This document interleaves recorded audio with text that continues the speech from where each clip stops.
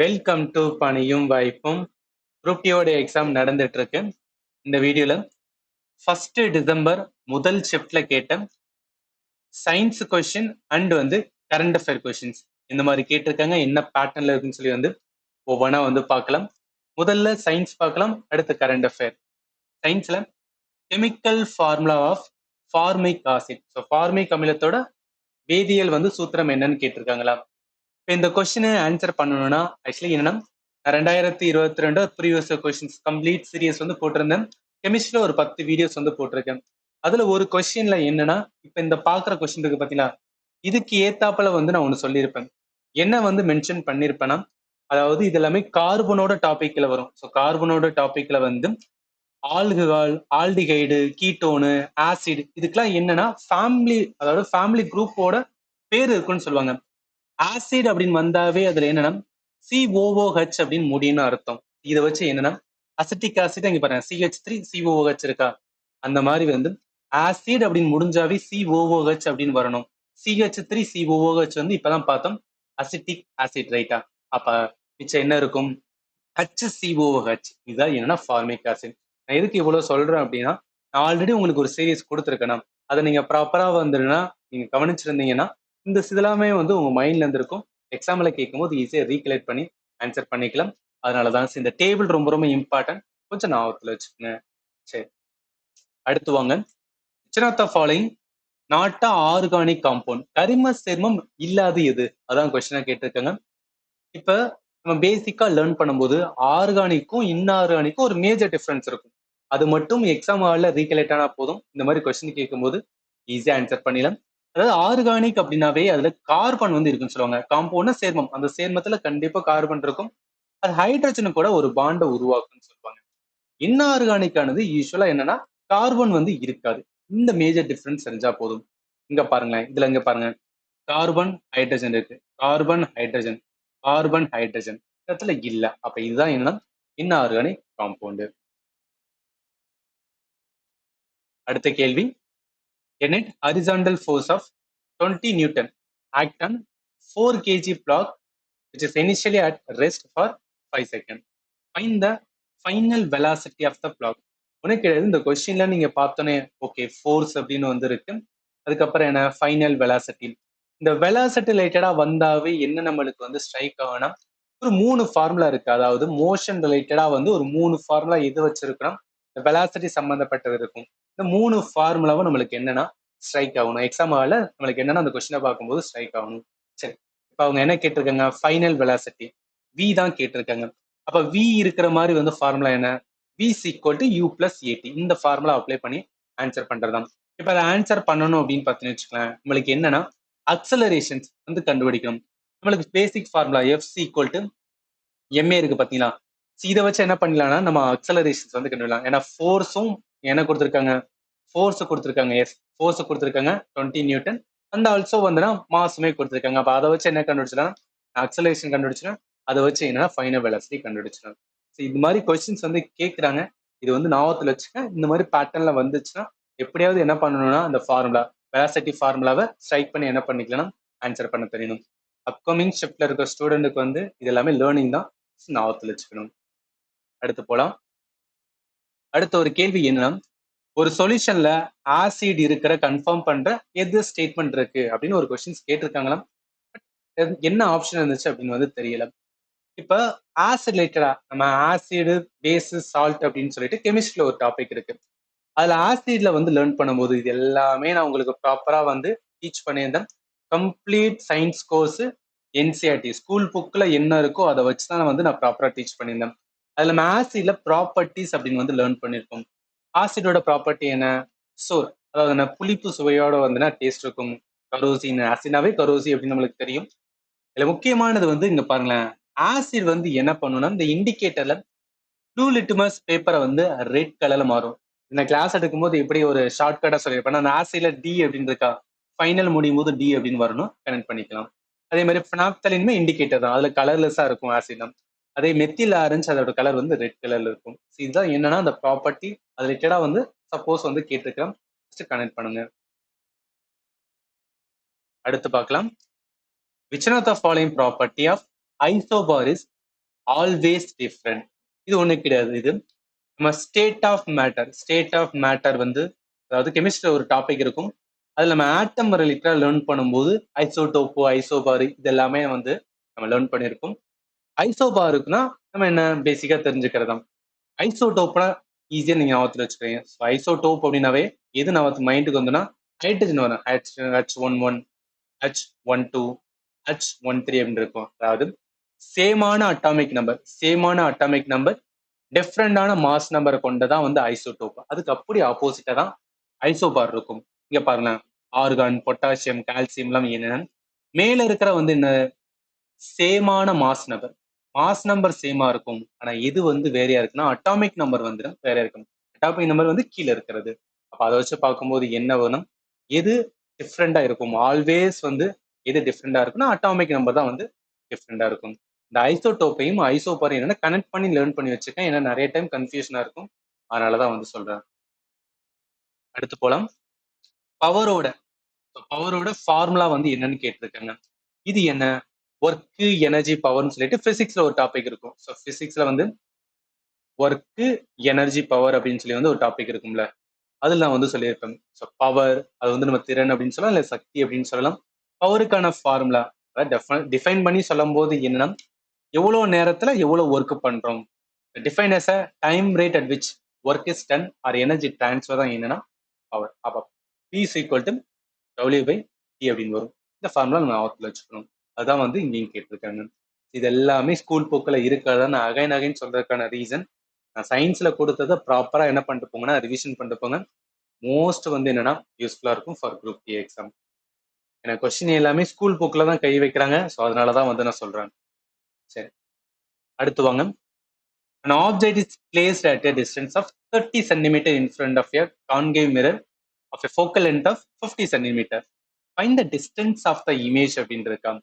அது என்ன அப்படின்னா, இது வந்து லைட்டோட கான்செப்ட். ஸோ லைட்ல நான் ஆல்ரெடி வந்து ப்ரீவியஸ் கொஸ்டின் சீரிஸ் எடுக்கும்போது 2022 சீரிஸ் எடுக்கும்போது உங்களுக்கு நான் சொல்லியிருந்தேன் என்னன்னா, லைட்டு எலக்ட்ரிசிட்டி இது ரிலேட்டடாக என்ன பண்ணுவாங்கன்னா ஃபார்முலாவை பேஸ் பண்ணி வந்து கொஸ்டின்ஸ் வந்து அதிகமாக கேட்பாங்க அப்படின்னு சொல்லியிருந்தேன். அதே மாதிரி லைட்ல வந்து என்னன்னா மிரர் இல்லை லென்ஸ்ல இருந்து என்ன பண்ணுவாங்கன்னா கொஸ்டின்ஸ் வந்து குரூப் டில எடுப்பாங்க. இப்போ இதுல வந்து மிரர்ல இருந்து எடுத்திருக்காங்களா. இப்போ நம்மளுக்கு என்ன கண்டுபிடிக்கணும் அப்படின்னு பார்த்தீங்கன்னு வச்சுக்கலாம். அவங்க கேட்டது என்ன, டிஸ்டன்ஸ் வந்து கேட்டிருக்காங்க. ஸோ இமேஜோட டிஸ்டன்ஸ் வந்து கேட்டிருக்காங்க. இது இந்த மாதிரி ஒரு பேட்டர்ன் வந்தாவே நம்ம என்ன பண்ணணும் அப்படின்னு பார்த்தோம்னு வச்சுக்கலாம், மிரர் ஃபார்முலா தான் வந்து நம்ம அப்ளை பண்ண வேண்டியது இருக்கும். மிரர் பொறுத்தளவுக்கு அதுல ஃபார்முலா என்ன, 1/f = 1/v + 1/uன்னு வரும். லென்ஸுக்கு கொஞ்சம் டிஃபரன்ஸா இருக்கும், மைனஸா இருக்கும், மறந்துடாதீங்க. சரி, இப்போ நம்மளுக்கு என்னன்னா எஃப் மீன்ஸ் என்ன, ஃபோக்கல் லென்த். அவங்க ஃபோக்கல் லென்த் என்ன கொடுத்துருக்காங்க பாருங்களேன். ஃபோக்கல் லென்த் வந்து என்ன, 15 சென்டிமீட்டர். இப்போ மிரர் பொறுத்து என்ன தெரியணும் அப்படின்னா நம்மளுக்கு சைன் வந்து தெரியணும். கான்கேவ் மிரரோட ஃபோக்கல் லென்த் வந்து நெகட்டிவா இருக்கும், அதனால -15 சென்டிமீட்டர். அடுத்து என்ன கொடுத்துருக்காங்க, நம்மளுக்கு 30 சென்டிமீட்டர் வந்து கொடுத்துருக்காங்க. இது என்ன, ஆப்ஜெக்டோட டிஸ்டன்ஸ் அப்படின்னு கொடுத்துருக்காங்க. அப்ப ஆப்ஜெக்டோட டிஸ்டன்ஸ் வரும்போது அதுதான் வந்து யூ ரைட்டா, ஏன்னா வி தான் வந்து இமேஜோட டிஸ்டன்ஸ். இப்ப மிரர் பொறுத்தளவுக்கு ஆப்ஜெக்ட் டிஸ்டன்ஸ் வந்து நெகட்டிவ் தான் வரும், -13. இந்த சைன் தெரியலன்னா அவங்களுக்கு என்னன்னா 2022 கேட்ட லைட்ல கேட்ட வந்து ஃபார்முலா கொஸ்டின் சீரிஸ் வந்து ஒன்று போட்டிருக்கேன், அது பாருங்க, உங்களுக்கு வந்து என்னன்னா கனெக்ட் ஆகும். சரி, இப்போ என்ன, இந்த ஃபார்முலால என்னன்னா அப்படியே அப்ளை பண்ண வேண்டியதான். அப்ளை பண்ணோம்னா உங்களுக்கு என்ன கண்டுபிடிச்சுன்னா வி வந்து கண்டுபிடிச்சலாம். அந்த வி தான் என்ன, இமேஜோட டிஸ்டன்ஸ். இது எல்லாமே என்னன்னா ஒரு வாட்டி என்ன சொல்றது, இப்ப பாக்குறதே உங்களுக்கு என்னன்னா ஒரு வாட்டி ரிவிஷன் பண்ண மாதிரி இருக்கும். எக்ஸாம்ல கேட்கும்போது நீங்க என்ன பண்ணிடலாம், ப்ராப்பரா ஆன்சர் பண்ணலாம். ஜஸ்ட் ஞாபகத்துல வச்சுக்கோங்க இந்த மாதிரி ஒரு பேட்டர்ன்ல ஒரு கொஸ்டின்ஸ் இருக்குன்னு. அடுத்து போலாம். அடுத்த கேள்வி என்ன, which of the following statement incorrect regarding uniform motions. இது என்ன டாபிக்னா பிசிக்ஸ்ல மோஷன் அப்படின்னு சொல்லிட்டு ஒரு டாபிக் இருக்கு ரைட்டா. இப்ப பேசிக்கா தான் கொஸ்டின்ஸ் எடுத்திருக்காங்க. அதாவது யூனிஃபார்ம் மோஷன், சீரான இயக்கம் அப்படின்னு சொல்லுவோம். சீரான இயக்கத்துல என்ன ஆகுதுன்னா எந்த ஒரு சேஞ்சுமே வந்து இருக்காது. கரெக்டா என்ன அப்படின்னு பார்த்தீங்கன்னு வச்சுக்கலாம், அதே ஸ்பீட்ல வந்து போயிட்டு இருக்கிறதா என்ன சொல்லுவோம், யூனிஃபார்ம் மோஷன் அப்படின்னு சொல்லுவோம். அப்ப அது அவங்க என்ன கேட்குறீங்க, இது இன்கரெக்ட் அப்படின்னு கேட்குறாங்க. ஸ்பீடு சேஞ்சஸ் வித் டைம், அது வந்து என்ன, யூனிஃபார்ம் மோஷனே கிடையாது தானே. ஸ்பீடுனா ரிமைன் கான்ஸ்டன்டா தான் இருக்கும். அதனால என்ன வரும், இந்த ஸ்பீட் சேஞ்சஸ் வித் டைம் தான் வந்து தப்பானது. அப்ப அதனாலதான் இதுதான் கரெக்டான ஆன்சர். பாருங்களேன், பிசிக்ஸ் பொறுத்தளவுக்கு அதாவது ப்ரீவியஸ் இயரோட கம்பேர் பண்ணும்போது இந்த வருஷம் என்னன்னா கொஞ்சம் ஈஸியா தான் கொஸ்டின்ஸ் எல்லாம் எடுக்கிறாங்க. ஸோ அதனால என்ன பண்ணுங்கன்னா அக்யூரசி நல்லாவே மெயின்டைன் பண்ணுங்க. ஏன்னா என்ன நிறைய கட் ஆஃப் வந்து என்ன ஆகுனா இன்க்ரீஸ் ஆக வாய்ப்பு இருக்கு. அடுத்து வாங்க, which one of the following plastics give yellow, orange or red colour to the பிளான்டோட பார்ட்ஸ். உனக்கு கிடையாது. இது என்னன்னா செல் டாபிக் இருக்கு பார்த்தீங்கன்னா, அதாவது என்ன பயாலஜில செல் அப்படின்னு ஒரு டாபிக் இருக்கும். அந்த செல்லோட காம்பனன்ட்ஸ்ல ஒவ்வொன்றா பார்க்கும்போது வந்து நம்ம பிக்மெண்ட் ரிலேட்டடா லேர்ன் பண்ணுவோம்.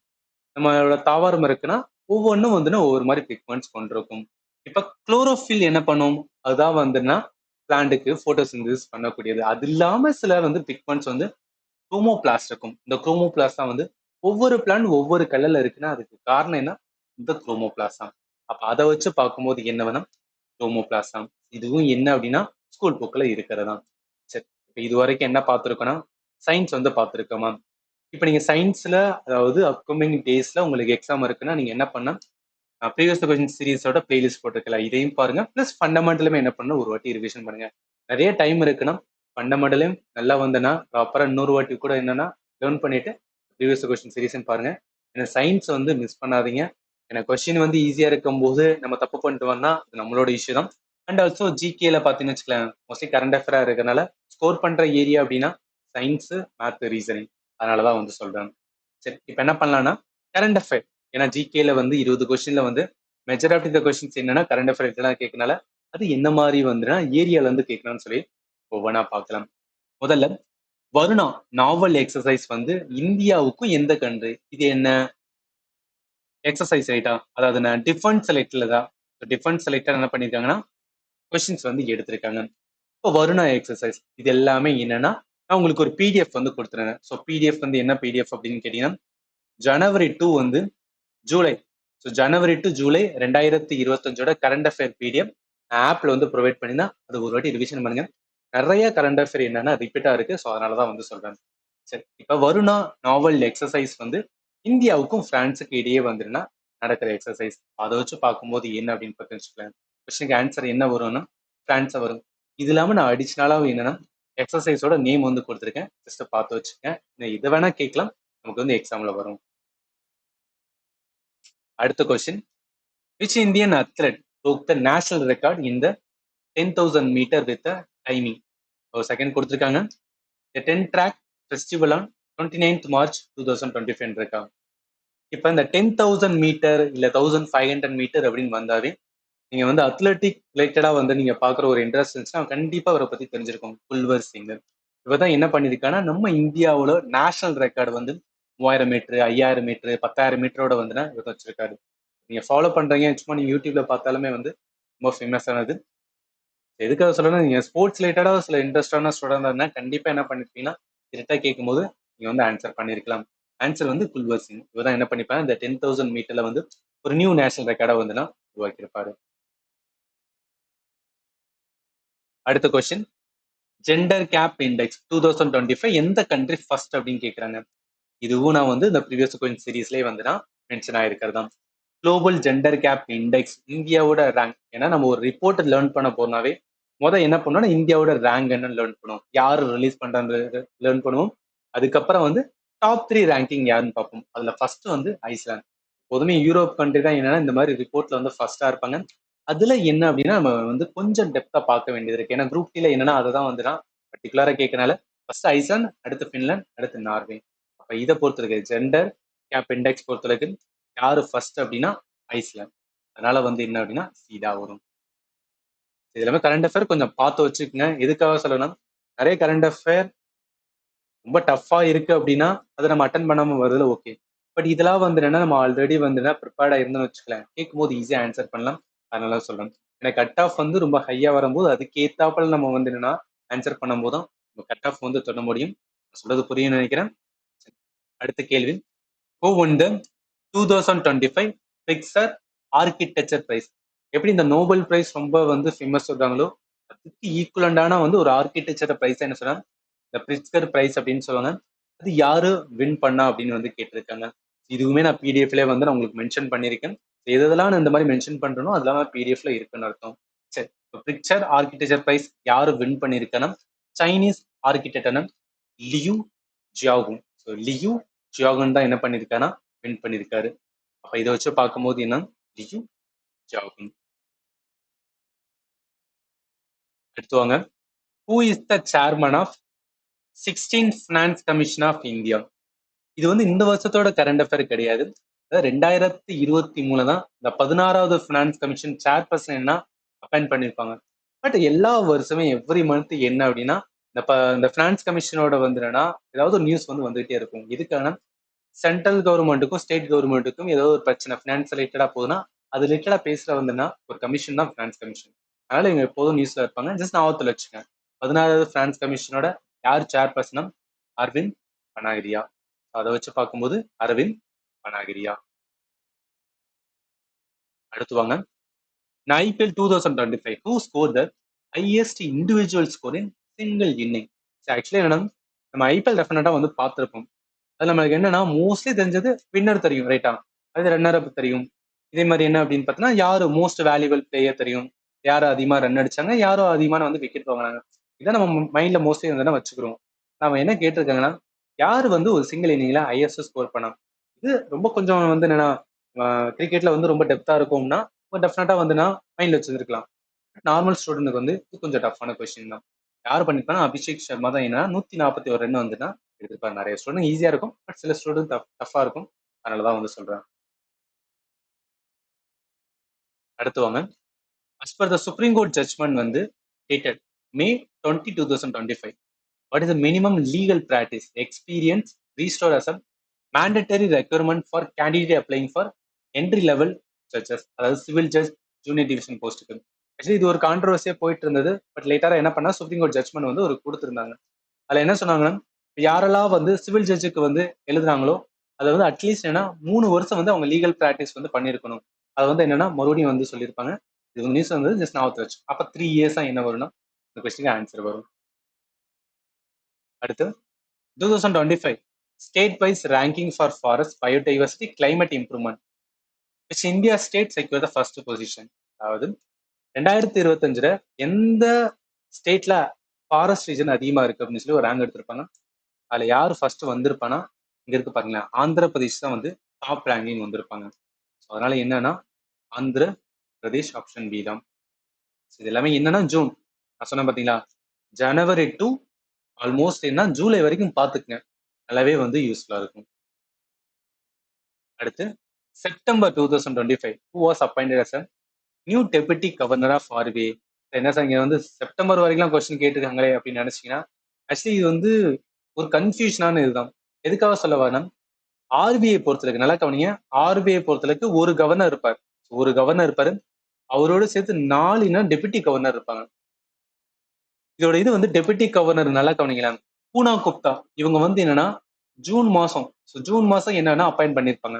பூனா Gupta deputy governor of appoint பண்ணிருப்பாங்க. இவங்களோட சேர்த்து என்ன அப்படின்னு பார்த்தீங்கன்னு வச்சுக்கலாம், அதாவது கரெக்டா செப்டம்பர்ல வந்து இன்னொருத்தவங்க அப்பாயிண்ட் பண்ணுவாங்க. இது கொஞ்சம் கொஞ்சமா அப்பாயிண்ட் பண்றதுனால வந்து என்ன பண்ண முடியாதுன்னா நம்மளால வந்து கரெக்டா பார்க்க முடியாது.